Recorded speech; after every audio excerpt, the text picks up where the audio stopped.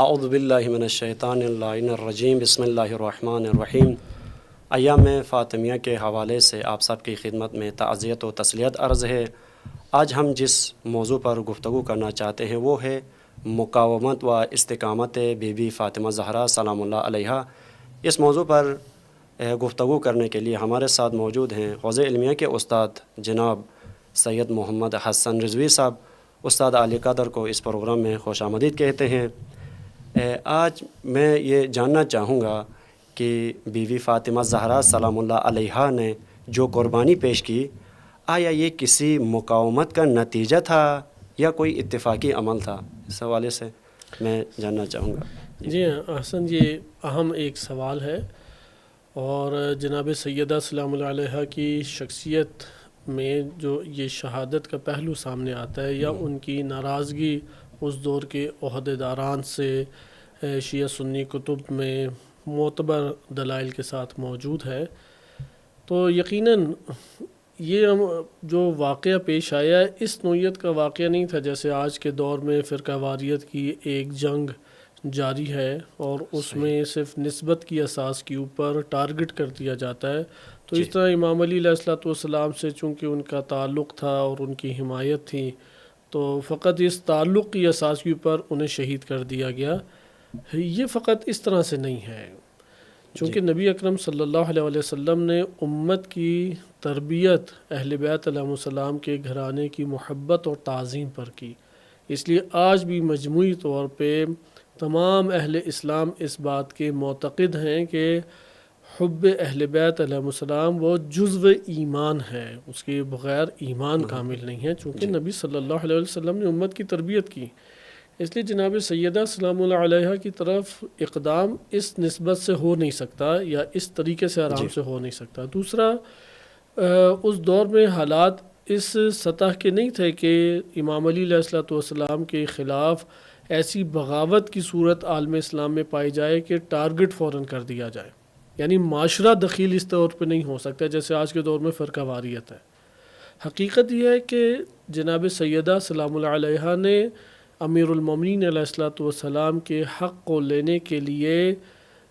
مقاومت ثابت قدمی کے ساتھ دکھائی،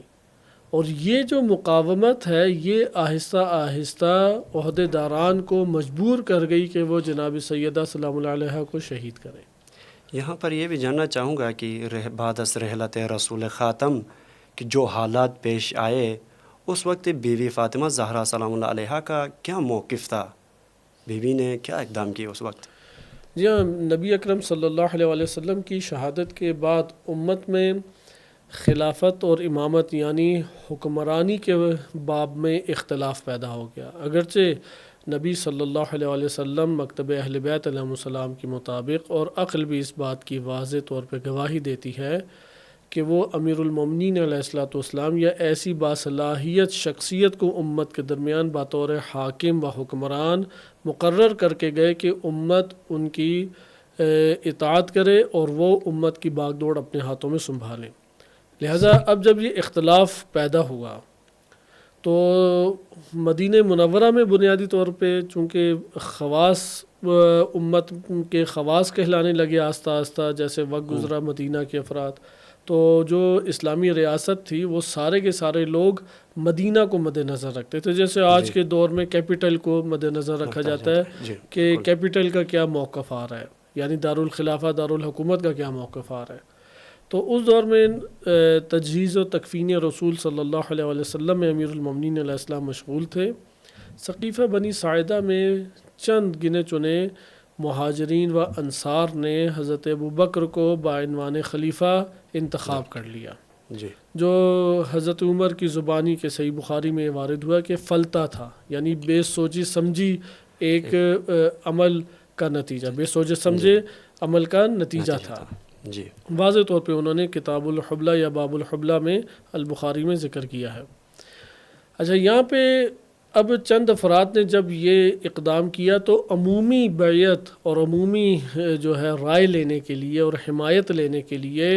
منبر رسول صلی اللہ علیہ وسلم کے اوپر بٹھا کے اب لوگوں کو لایا جانے لگا۔ قبائلی دور تھا، قبائلی سردار اپنے قبائل کو جو کہتے وہ اس کے اوپر عمل پیرا ہوتے، اور اس طرح سے حضرت ابوبکر کی خلافت کی حمایت حاصل کی جانے لگی۔ اچھا، اس اثناء میں امت کے اندر امیر المومنین علیہ الصلوۃ والسلام اور ان کے جو موافق اصحاب کرام ہیں اور اہل بیت علیہ السلام کا گھرانہ ہے، وہ شدت سے قائل تھے کہ امام علی علیہ الصلوۃ والسلام خلیفہ ہیں، چونکہ نبی صلی اللہ علیہ وسلم کئی مواقعوں کے اوپر انہیں نامزد کر کے گئے ہیں، اور اگر شرائط کو بھی مد نظر رکھیں تو امیر المومنین علیہ الصلوۃ والسلام جیسی شرائط کسی میں بھی موجود نہیں ہے، چونکہ بالآخر حاکم کو شجاع ہونا چاہیے، حاکم کو اہل علم ہونا چاہیے، حاکم کو قضاوت کے باب میں مکمل طور پہ ایک تسلط حاصل ہونا چاہیے، اسی طرح تدبیر اسے آنی چاہیے، اللہ سبحانہ و تعالیٰ کے قوانین و احکام سے سب زیادہ واقف ہو وغیرہ، یہ ایک شرائط بنتی ہیں۔ لیکن ثقیفہ بنی ساعدہ میں قبائلیت کی اساس کے اوپر خلیفہ کا چناؤ ہو گیا، شرائط کی اساس پہ نہیں۔ حاکم شرعی کے متعلق یہاں یہ سوال پیدا ہوتا ہے کہ رسول خاتم نے اپنے دور حیات میں ایک حاکم مقرر فرمایا تھا، لیکن بعد از رسول خدا اختلاف کیوں پیدا ہوئی امت کے اندر؟ امت کے اندر اختلاف کے تو اسباب متعدد ہیں، اسباب تھے وہ کیا تھے؟ اسباب تو متعدد ہیں، چونکہ غدیر خم کے موقع پہ نبی صلی اللہ علیہ وسلم نے کئی ہزار صحابہ کرام کے درمیان اعلان ولایت کیا کہ من کنتم مولاہ فہذا علی مولا، یا یقیناً ادھر مولا سے مراد وہ ولایت تکوینی کا باب نہیں ہے، چونکہ اس میں شیعہ سنی بھی اختلاف نہیں کرتے، اور کوئی امت میں اس دور میں بھی دعوے دار نہیں تھا کہ میں ان مسائل میں امام علی علیہ الصلوۃ والسلام کے منصب کے اوپر آ سکتا ہوں۔ حاکمیت کی ادھر بات تھی کہ جس کا میں حاکم و حکمران ہوں، رہبر ہوں، اس کا رہبر امیر المومنین علیہ السلام ہے، اور یہ جناب سیدہ سلام اللہ علیہ کا موقف بھی تھا۔ لیکن امت کے اندر جو مسائل پیدا ہوئے وہ قبائلیت اپنی پوری کی پوری جڑ کے ساتھ امت کے درمیان سے اس دور میں نہیں گئی تھی، ابھی بھی قبائلی طور طریقے موجود تھے، اور قرآن کریم کی آیات میں بھی اس احتمال کو ذکر کیا گیا ہے کہ اگر رسول صلی اللہ علیہ وسلم کو موت آ جائے تو کیا تم اپنے پیروں واپس پلٹ جاؤ گے؟ تو یہ احتمالات اپنی جگہ پہ یعنی یہ امکانات موجود تھے اس معاشرے میں، یا سورہ توبہ میں ذکر ہوا کہ مدینے کے اندر بھی اور مدینے سے باہر بھی منافقین ہیں، لہٰذا یہ امکانات اپنی جگہ پہ کاملاً موجود تھے۔ تو امت اس عنوان سے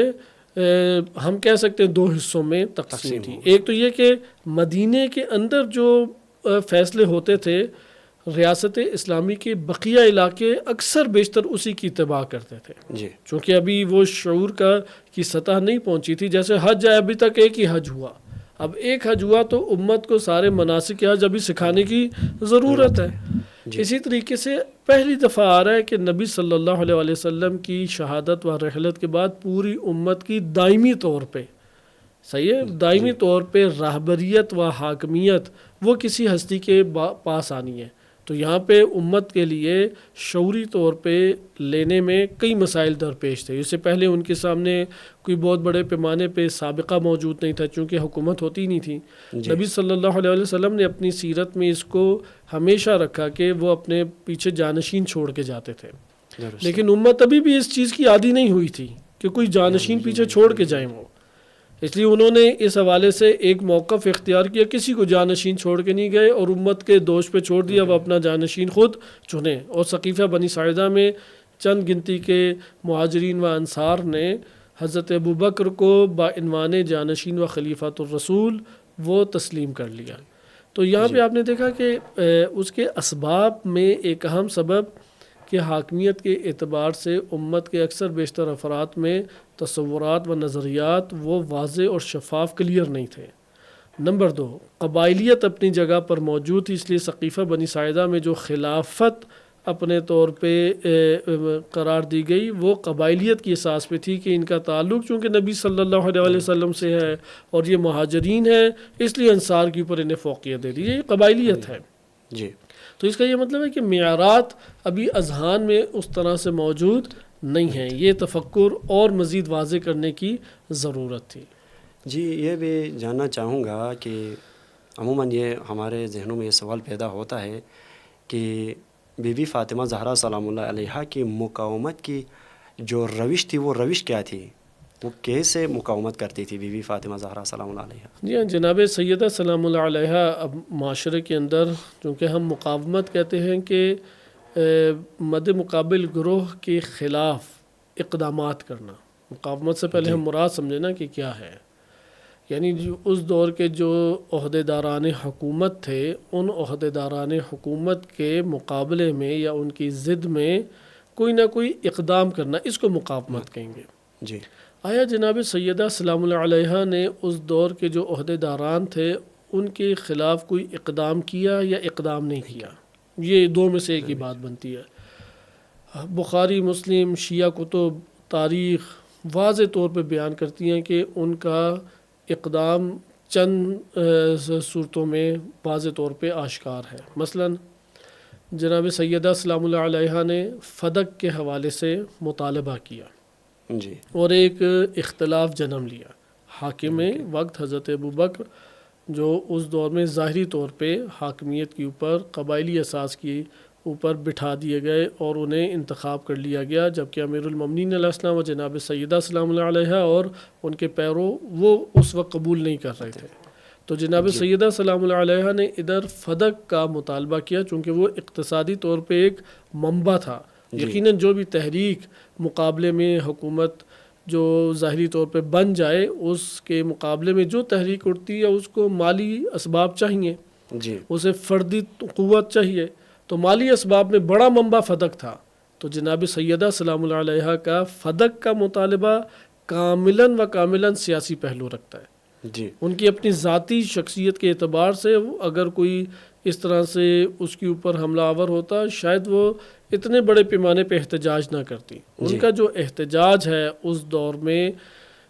حضرت ابوبکر کے ساتھ، وہ احتجاج در حقیقت اس اقتصادی منبع کی جہت سے ہے کہ جو امیر المومنین علیہ السلام کی تحریک کو حاصل تھا اور اس سے مالیات خرچ کی جاتی تھی۔ اسی طرح ایک اور اقدام جو جناب سیدہ سلام اللہ علیہا کا اس وقت سیاسی اور حکومتی عہدیداران کے مقابلے میں ہمیں نظر آتا ہے، وہ ناراضگی کا اظہار ہے۔ بخاری کی روایت واضح ہے، دیگر کتب اہل سنت میں بھی ہے، شیعہ کتب میں بھی ہے کہ جناب سیدہ سلام اللہ علیہا نے فرمایا کہ میں کسی بھی صورت میں نہیں ان سے بات چیت کروں گی جو عہدیداران حکومت ہیں، کسی بھی صورت میں بات چیت نہیں کروں گی۔ اور بخاری کے الفاظ ہیں کہ یہاں تک کہ انہوں نے ترک ملاقات اور ترک گفتگو کی کہ یہاں تک کہ ان کی شہادت ہو گئی، اور امیر المومنین علیہ السلام نے نماز جنازہ پڑھی اور حضرت ابوبکر اور حضرت عمر کو اجازت نہیں دی وصیت کی بنیاد پہ کہ وہ جنازے میں شرکت کرے، انہوں نے نہیں شرکت کی چونکہ اسی رات کو ہی دفنا دیا گیا۔ لہٰذا یہاں پہ یہ بات ہمیں سمجھ آتی ہے کہ وہ برملا طور پہ سیاسی جو عہدیداران اس دور میں حکومت کے تھے ان سے انہوں نے ایک ٹکراؤ لیا۔ جی، اچھا، اس میں تیسرا ہمارے پاس ٹکراؤ کیا ہے کہ امیر المومنین علیہ السلام اپنے طور پہ ایک تحرک معاشرے میں ایجاد کر رہے تھے تاکہ وہ اپنی حکومت کی راہ کو ہموار کریں اور بعنوان حاکم امت کی باغ دوڑ اپنے ہاتھوں میں لے لیں، اور اس کے اسباب بڑے پیمانے پہ فراہم بھی تھے۔ اگرچہ مدینہ کے معاشرے نے بالکل ان سے اس حوالے سے نظر پھیر لی، امیر المومنین علیہ السلام سے مدینہ کے اکثر بیشتر، چونکہ قبائلی نظام تھا، انصار کے قبائل آپس کے اختلاف کا شکار ہوئے اور مہاجرین میں حضرت ابوبکر کو بعنوان خلیفہ بنانے میں انہوں نے رضامندی کا اظہار کیا، اور 70% آبادی 80% آبادی مدینہ کی تو یہی انصار تھے۔ جب وہ آپس میں ٹکرا گئے اور جو ایک خاص طبقہ ہے اس نے مہاجرین میں حضرت ابوبکر کی طرف حمایت لے لی اور رضامندی کا اظہار کیا، تو امیر المومنین علیہ السلام کے لیے اس معاشرے میں ایک یعنی صرف مدینہ کے معاشرے میں قوت کا بڑا حصہ ان کے ہاتھوں سے نکل گیا، لیکن ملک تو موجود ہے، ریاست تو موجود ہے۔ لہذا اب اصحاب کو امام علی علیہ السلام وہ متحرک کر رہے ہیں، راہ ہموار کر رہے ہیں۔ اس راہ ہموار کرنے کے لیے نشستوں کی ضرورت ہے، میٹنگز کی ضرورت ہے، جلسات کی ضرورت ہے۔ تو کہاں پہ جلسات کیے جائیں؟ چونکہ مدینہ کی اکثر آبادی تو انصار کی ہے، وہ انصار جو محبت اہل بیت علیہ السلام کا سب سے زیادہ دم بھرتے تھے، اس مسئلے کے اوپر آ کے تنہا کر گئے تو یہاں پہ جناب سیدہ سلام اللہ علیہ نے اپنا گھر پیش کیا. بس حکومت کا جو سامنے ثقیفہ بنی ساعدہ کی اساس کے اوپر حکومت آئی تھی، اس حکومت اور حکومت کے اعلیٰ عہدیداران، ان کے مقابلے میں جو تحرک ایجاد ہو رہا ہے اس کا محور و منبع کون سی جگہ بن گئی؟ وہ بیت زہرا سلام اللہ علیہ بن گئی. اس لیے انہوں نے اس گھر کے اوپر آ کے دھمکی بھی دی اہل سنت کتب کے مطابق، اور شیعہ کتب کے مطابق متعدد ہمارے پاس شواہد تاریخی بھی موجود ہیں، روائی بھی موجود ہیں کہ اس کے اوپر حملہ اسی وجہ سے اس گھر کے اوپر کیا گیا. جی، ایک بات یہاں تک پہنچی ہے کہ یہ خطبہ فدقیہ، یہاں خطبہ فدقیہ یہ اصل معنی کیا ہے؟ آیا اس سے مراد جو اس وقت ہمارے ذہنوں میں ہے وہی مراد ہے، یا اس کا معنی کوئی خاص معنی ہے؟ اگرچہ ہم تاریخ میں دیکھتے ہیں یہی نہیں ہے جو اس وقت ہمارے ذہنوں میں ہے، یا روایت اہل البیت علیہم الصلوۃ والسلام میں ہم دیکھتے ہیں،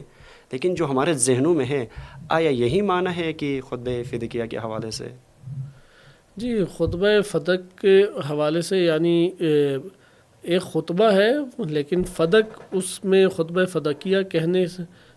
اس کو نام دینے کا جو سبب ہے وہ در حقیقت حکومت وقت کی جانب سے جناب سیدہ سلام اللہ علیہ کی گھر کی تفتیش بھی کی گئی، جیسے کہ اہل سنت کتب میں ہے. اور اہل سنت کتب کے مطابق خلیفہ اول حضرت ابوبکر وہ ہمیشہ تا آخر وقت افسوس کرتے رہے کہ کاش 3 امور انہوں نے کہا کہ میں نے انجام نہ دیے ہوتے. ان میں سے ایک یہی ہے کہ کاش میں نے جناب سیدہ سلام اللہ علیہ کے گھر کی تفتیش نہ کی ہوتی، ان کے گھر کی تفتیش کی. انہی میں سے پھر گھر کی تفتیش کرنی، یعنی تفتیش سے مراد وہی جیسے آج کے دور میں پولیس اور فوج داخل ہوتی ہے، ہر چیز کو اٹھا کے رکھے گی، شواہد اکٹھے کرنے چاہے گی، انہیں باغی قرار دے گی، یا حکومت کے خلاف انہیں سازش کرنے والوں میں قرار دے گی. یہ سلوک ان کے گھر کے ساتھ جناب سیدہ سلام اللہ علیہ کے گھر کے ساتھ کیا گیا، اسے کہتے ہیں تفتیش. جی، انہی میں سے ایک یہ تھا کہ پھر دوسرا کام عموماً حکومتیں یہ کرتی ہیں کہ وہ اثاثے منجمد کر دیتی ہیں. تو جناب سیدہ سلام اللہ علیہ کے مدینے کے اندر جو اثاثے تھے اور مدینے سے باہر جو فدق کا اثاثہ تھا جو سب سے قیمتی اثاثہ تھا، چونکہ فدق باغات تھے، ایک بستی ہے، اس بستی میں باغات لگے ہوئے تھے اور باغات سے محصول یعنی جو نفع حاصل ہوتا تھا وہ ایک بڑی مقدار تھی. جی، اگرچہ جب اسلامی ریاست کی حدود بڑھیں تو اس وقت اس کی وہ پرانی حیثیت ختم ہو گئی، لیکن فدق سے ایک بڑی مالی سپورٹ جو ہے نا وہ حاصل ہوتی تھی. تو اس کو بھی انہوں نے منجمد کر دیا، اساس منجمد کر دیا، اور یہی کہہ کے کہ یہ حکومت کے خلاف جو ہے وہ کارروائیاں کرنے والا گھر ہے، اس اعتبار سے گھر کی تفتیش بھی کی اور اساس منجمد کیا. جب یہ فدق کا اثاثہ منجمد کیا گیا تو اس وقت جناب سیدہ سلام اللہ علیہ وہ پھر مسجد میں گئی. مسجد میں دربار لگا کرتا تھا اس دور میں. جی، ان کے آمد کے لیے پردہ اور حجاب قائم کیا گیا مردوں کے درمیان، اور وہاں پہ جناب سیدہ سلام اللہ علیہ نے خلیفہ اول سے مطالبہ کیا، اور اس کا آغاز جو کلام کا کیا وہ حمد، اور حمد کے بعد فلسفہ عبادت، اور یہ جو کلام ہے یہ خطبہ کہلاتا ہے. جی، یہ لوگوں کے درمیان جو انہوں نے امت سے بھی یہ انہیں بتانا چاہتی تھیں کہ میرے ساتھ دیکھو یہ اساس منجمد ہوئے ہیں، چونکہ احترام جناب سیدہ سلام اللہ علیہ وہ اس کے اوپر معاشرہ تربیت کیا گیا تھا، لہٰذا لوگوں کے دلوں میں ان کی احترام اور عزت بہت زیادہ تھا. جیسا وہ جو کلام کرتی تھی وہ سارے سنتے تھے. جی، اب مانے نہ مانے یہ بات کی بات ہے، لہٰذا انہوں نے جو کلام کیا وہ فدق، خطبہ فدق کے نام سے پھر ہم تک پہنچا ہے. شیعہ سنی کتب میں وہ وارد ہوا ہے، اور شیخ صدوق رحمۃ اللہ علیہ نے جناب زینب بنت علی یعنی جو دختر جناب سیدہ فاطمہ سلام اللہ علیہ ہیں ان کی زبان سند سے اسے کے بعض حصے نقل بھی کیے ہیں. تو اس کو کہتے ہیں خطبہ فدقیہ یا خطبہ فدق. جی، میں آخری یہ بھی جاننا چاہوں گا کہ آیا ایک کوئی بھی انسان جب اپنی حق کی تلاش کے لیے یا حق کو لینے کے لیے جب قیام کرتا ہے اس کو بغاوت کا نام دیا جاتا ہے، جیسا کہ معروف ہے اس وقت ہے کہ بی بی فاطمہ زہرا سلام اللہ علیہ کو باغی قرار دیتے ہیں، نعوذ باللہ. آیا کسی بھی انسان کا اپنے حق کی خاطر قیام کرنا بغاوت کہلاتا ہے یہ یہاں پر؟ نہیں، اول تو اہل سنت شیعہ ان میں سے سوائے ناسبیوں کے کوئی بھی اس حوالے سے تہمت نہیں لگاتا. ان کی عزت و تکریم عالم اسلام میں تمام مسلمانوں کے درمیان غیر معمولی طور پہ موجود ہے، اور شیعہ سنی دونوں نے جناب سیدہ سلام اللہ علیہا کی شخصیت اور ہستی کے اوپر کئی کتابیں لکھی ہیں. لیکن بہرحال ایک ناسبی گروہ ہے جو اس کا کام ہی امت میں شبہ ایجاد کرنا، اہل بیت علیہم السلام سے افراد کو دور کرنا ہے. اور وہ پھر عجیب و غریب مقائسے کرتے ہیں کہ اگر حضرت عائشہ امام علی علیہ السلام کے خلاف نکلیں تو جناب فاطمہ سلام اللہ علیہا بھی تو اپنے دور میں حاکم کے خلاف نکلی تھیں. تو یہ مقائسہ کاملاً باطل ہے، کیونکہ امام علی علیہ السلام کی بیعت وہ واضح طور پہ اکثریت معاشرے نے کی، اور حضرت عائشہ کو ابھار کے جنگ کے اوپر لایا گیا. جناب طلحہ اور زبیر نے ابھارا، جبکہ خاتون کے لیے جنگ کے میدان کے اندر جنگ کی سربراہی وہ صرف دین اسلام نہیں بلکہ بقیہ دیان میں بھی نہیں ہے. نہ مسیحیت میں ہے، نہ یہودیت میں ہے، کہ وہ حج سے سیدھا پھر واپس مکہ آ رہی تھی مدینہ، پھر راستے میں ہی واپس چلی گئیں، اور اس کے بعد حضرت عائشہ بصرہ انہیں وہ لے کے گئے. تو اس لیے دونوں اصلاً پس منظر ایک جیسے نہیں ہیں. امام علی علیہ السلام کی پوری ریاست اسلامی نے حاکمیت قبول کر لی، جبکہ حضرت ابوبکر کے مسئلے میں سقیفہ بنی ساعدہ میں چند افراد نے ابھی بطور حاکم بنایا ہے. نمبر 2، امیر المومنین علیہ السلام کو امت میں بعنوان حاکم رسول صلی اللہ علیہ وسلم وصیت کے ذریعے اللہ کے حکم سے نامزد کر کے گئے ہیں، اور یہاں پہ حضرت ابوبکر کو نامزد نہیں کیا. نمبر 3، جناب سیدہ سلام اللہ علیہا جن جن موضوعات کے اوپر انہوں نے اقدام کیا، وہ اقدام وہ ان کی اپنی جائیداد یا اثاثے یا ملکیت کے عنوان سے تھیں. لہذا امیر المومنین علیہ السلام ہیں کہ جو حاکم ہونے کے عنوان سے قدم اٹھا رہے ہیں، اور انہوں نے اس لیے جناب سیدہ سلام اللہ علیہ نے امت کو جمع کر کے کسی اور شہر میں کہاں پہ وہ گئیں اور وہاں پہ ایک لشکر اکٹھا کر دیا، اس لشکر کی سربراہی کر رہی ہیں. وہاں پہ تو کسی لشکر کی سربراہی نہیں کی. امیر المومنین علیہ السلام وہاں پہ دعوے دار